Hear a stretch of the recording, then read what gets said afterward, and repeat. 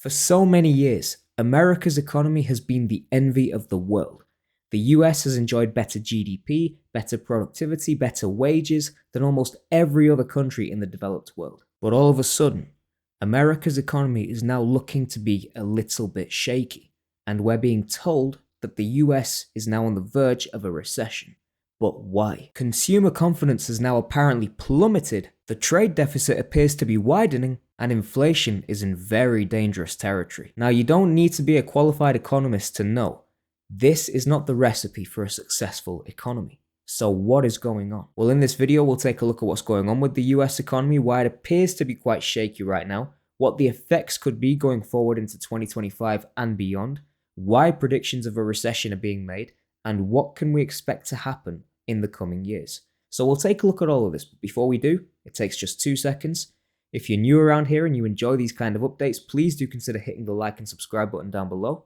And without further ado, let's get into it. So, the Atlanta Fed published recently that the US is on the brink of a recession, if not in one already. And this is all being said at a time when the stock market has been doing so well recently, real estate prices continue to rise in certain parts of the country, business valuations are at all-time highs, yet we're still getting warned that the US is heading towards a recession. But let's take a look at some of the key components in determining if a recession will happen.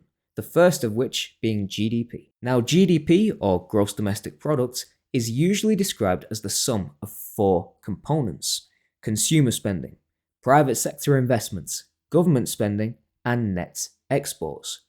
Most of these have dropped recently, but perhaps the biggest and sharpest decline being registered in net exports. And this appears more so to be fueled by the fact that businesses have been importing a lot more recently than they have been over years gone by. And why? Donald Trump's tariffs on countries like Canada, Mexico, and China. Businesses want to get in front of importing what they need before the tariffs take effect, because once the tariffs take effect, they will then have to pay extra costs in taxes, also known as tariffs, on top of the original asking price. And you could say it's been made easier by the fact that companies have had a stronger US dollar that they can deal with. So, the cost of importing goods into the United States is significantly cheaper, as opposed to if the dollar was weaker than what it is today. But putting the business side of things to one side, what about the everyday American consumer? Why has consumer confidence and consumer spending declined? According to Moody's Analytics, it's being reported that 49.7% of all consumer spending in the United States is coming from the top 10% of all US households. That's traditionally defined as households that are making more than $250,000 a year. But let me ask you this. Do you make $250,000 a year? The average American will say no, they don't. That's over $20,000 a month. The average American household does not make $250,000 a year. The average American household makes less than $100,000 every single year. The Conference Board survey also found a similarly sharp decline in consumer confidence in February, primarily thanks to the so-called expectations index. And this is based on consumers' outlook, short-term outlook, for both income, business, and labor market conditions. For the first time since June of 2024, the expectations index was below the threshold of 80, which usually signals that a recession is ahead. Now, the discrepancies between the income classes could not be clearer.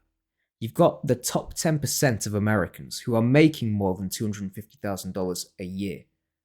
They're spending their money on second cars, second homes, lavish vacations, investing in the stock market, whatever it may be.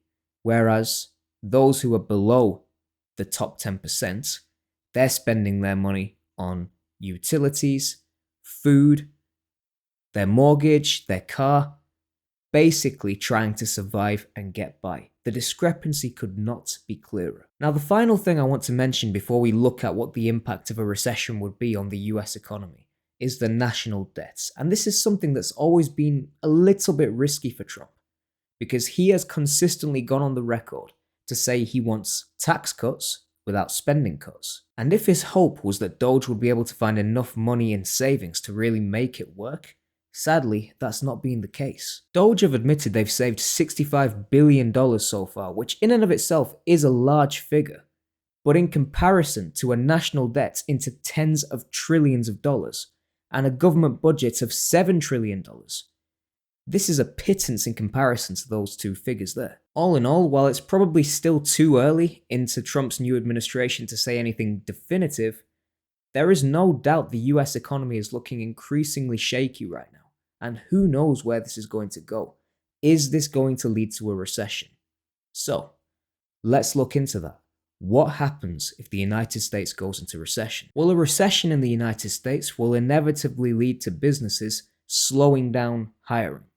Because of course, if consumers are not spending money, or they don't have confidence to spend their money, if they need to save it for other things like their utilities, their loans, their cars, their mortgages, etc., if they don't go out and spend the money in the US economy, the businesses can't make the money to hire the staff. Equally, this could also lead to layoffs, because if they can't afford to pay their workers, they could then be forced to downsize. And we're already seeing this with the federal governments, where they've hired more people than they actually need. They don't need to delegate work or tasks to that many people.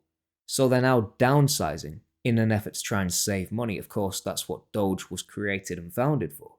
If we take an example with the IRS agency, for example, the mission statement now is to halve the IRS agency's workforce from 90,000 workers to 45,000 workers. Because quite simply, it's felt and suspected they don't need that many staff on the payroll. And put it in the perspective of your average everyday American. You have a loan out on a car, you've got a mortgage on a home.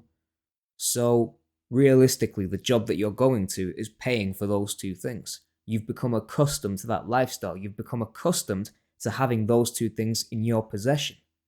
Now, all of a sudden you lose your job, you lose your benefits, you lose your income stream. You then lose those two items in your possession. You lose your car and you lose your house because you can't afford to make the payments on those two items. All of a sudden, things are not as rosy as they may have seemed back when you were in employment. That is a main consequence of a recession. And when times get tough, people can't afford to do leisurely activities anymore.